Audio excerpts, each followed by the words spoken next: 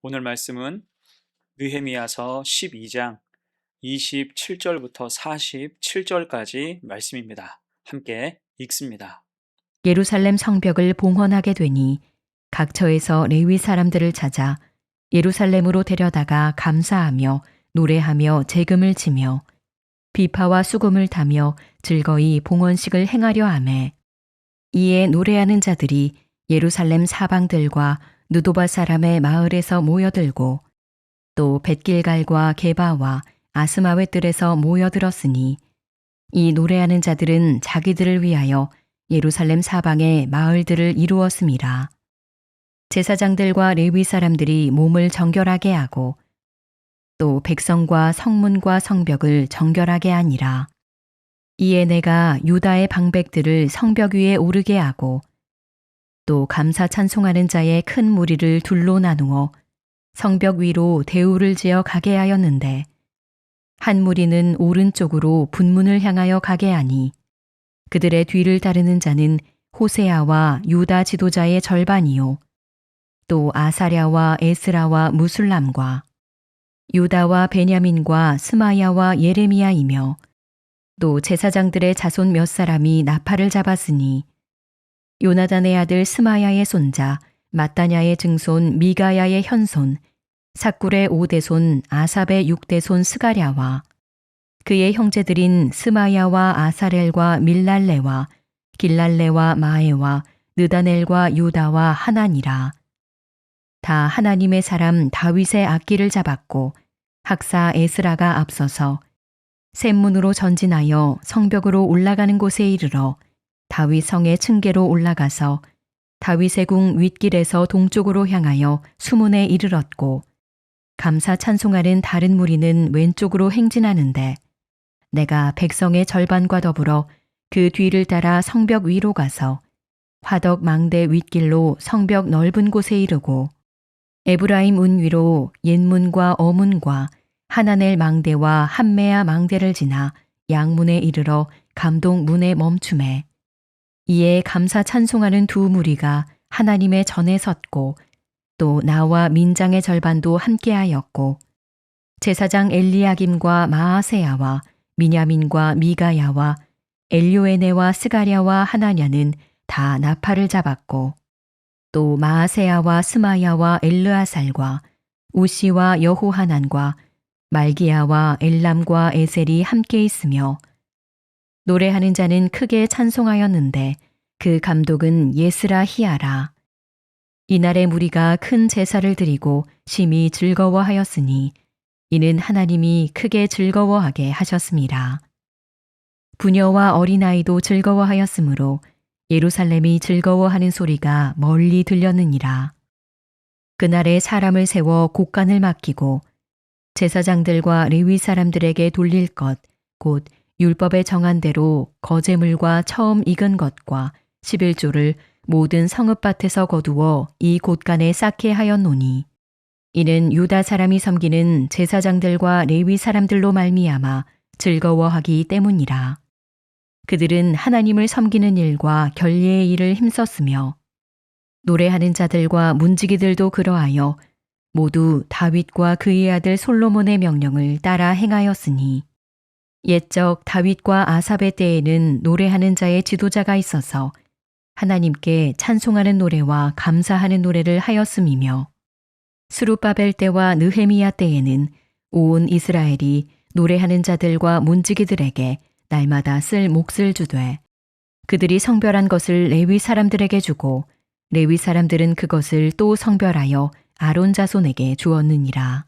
성벽 효과라는 제목으로 말씀 증거합니다. 과거 도시에서 가장 중요한 건축물 중 하나는 성벽이었어요. 성벽의 기능은 그 도시를 보호하는 역할, 도시 기능을 장려하는 역할이었습니다. 성벽이 있어야 주거가 안정되고 사람들이 모이며 생산적인 활동을 할 수 있는 거예요. 곧 외적의 침입을 막고 도시 안에서의 정상적인 삶을 가능하게 하는 것이 바로 성벽이었죠. 그런 의미에서 예루살렘의 성벽은 주전 586년 그 나라의 멸망과 함께 완전히 허물어진 뒤 폐허로 방치됐습니다. 그리고 약 70년 후 고레스 칙령에 의해서 포로 귀환이 이루어졌고 성전이 재건됐어요. 그것이 수룹바벨 성전이었죠. 하지만 이때도 성벽은 재건되지 않았습니다. 성벽을 재건하려고 하는 시도가 여러 차례 있었지만 사실 이것을 페르시아 당국이 허락하지 않았어요.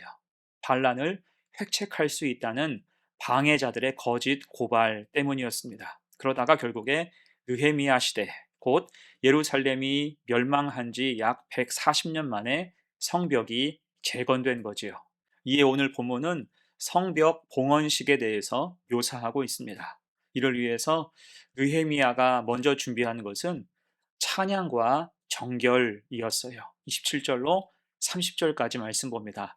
예루살렘 성벽을 봉헌하게 되니 각처에서 레위 사람들을 찾아 예루살렘으로 데려다가 감사하며 노래하며 재금을 치며 비파와 수금을 타며 즐거이 봉헌식을 행하려 하매, 이에 노래하는 자들이 예루살렘 사방들과 느도바 사람의 마을에서 모여들고 또 벳 길갈과 게바와 아스마웻 들에서 모여들었으니 이 노래하는 자들은 자기들을 위하여 예루살렘 사방의 마을들을 이루었음이라.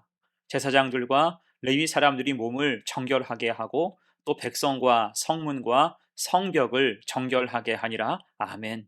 자, 봉헌식을 위해서 각처에서 레위 사람들과 악기를 연주하는 사람을 모아서 찬양대를 세웁니다.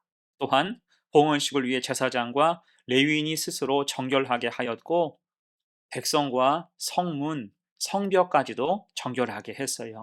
곧 성벽의 제거는 하나님의 은혜, 그들이 얻게 된 최선의 결과이며 선물이라는 것입니다.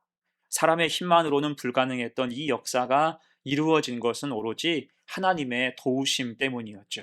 이에 함께 축하하며 온 마음으로 하나님을 예배하는 게 당연하다라는 마음이 모아진 것입니다. 자, 그러면서 이제 봉헌식을 진행하는데 특별한 행진을 하게 되죠. 31절이 38절과 내용상 이어지는데 느헤미야는 성벽 위로 올라온 무리를 두 무리로 나누어서 서로 다른 방향으로 행진하도록 했습니다. 한 무리는 오른쪽으로 또 한 무리는 왼쪽으로 나뉘어서 행진했지요. 이것은 재건된 성벽 전체를 하나님께 드리는 의식이었습니다. 그리고 행진을 끝내고 다시 성전 앞에서 두 무리가 만나는 순간 찬송이 가득 울려 퍼지는 거예요.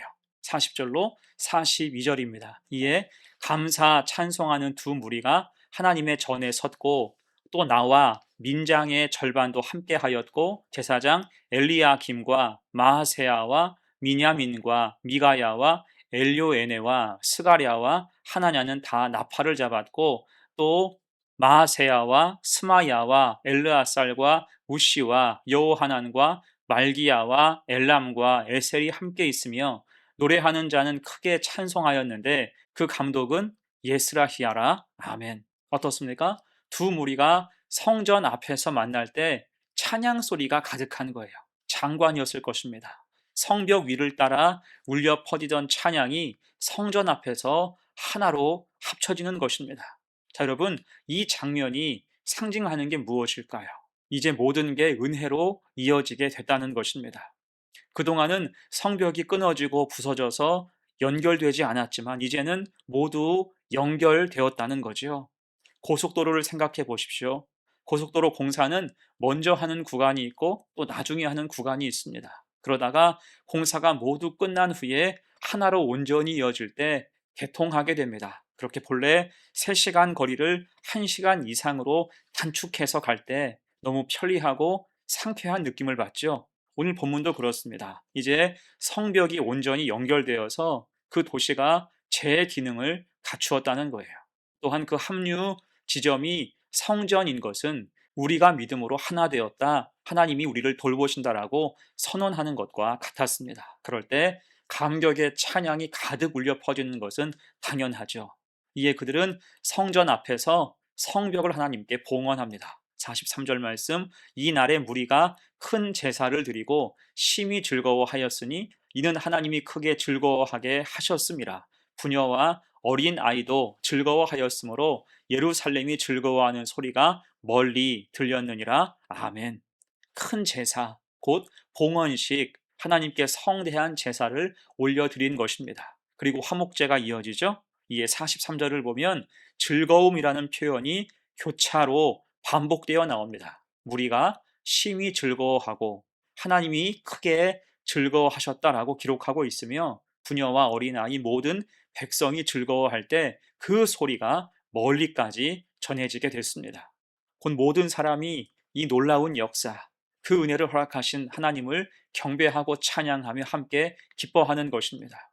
그러면서 44절 이하로는 제사의 허물에 대해서 말씀합니다. 한마디로 예루살렘 성벽 봉헌식을 성대하게 거행하면서 하나님 앞에서 느헤미야와 백성들이 앞서 10장에서 서약한 대로 11조와 각종 예물, 성전 제사를 온전히 실천했다라는 것입니다. 그리고 이것은 하나님의 은혜와 함께 지금껏 제사장들과 레위 사람들의 헌신을 기억하며 희생하는 모습이었습니다. 그래서 이후로 이제 제사장과 레위 사람들이 한눈 팔지 않고 다윗과 솔로몬 시대에 만들어진 형태로 맡겨진 사역에 전념할 수 있도록 하게 된 것입니다. 여러분, 그래서 오늘 본문이 주시는 교훈이 무엇입니까? 온전함을 이루고 또 지키라는 거죠. 사실 예루살렘 안에 성전이 재건되었을 때에도 감격이 있었지만 그때는 뚜렷한 한계가 있었습니다. 황폐한 곳에 성전만 세워졌기 때문에 그 외에 도시의 치안 문제, 주민의 거주와 안전의 문제는 여전히 우려스러웠어요.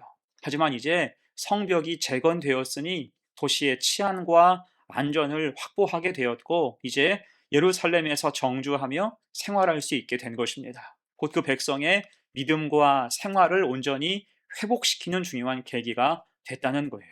예배와 삶이 모두 온전해질 수 있었습니다. 여러분, 우리도 그렇습니다. 신앙과 삶은 밸런스가 중요하죠. 신앙의 온전함을 버텨주는 삶의 신실함이 있어야 하는 것입니다. 좋은 믿음을 갖고자 하지만 삶이 방탕하다면 좋은 믿음으로 성장할 수가 없죠.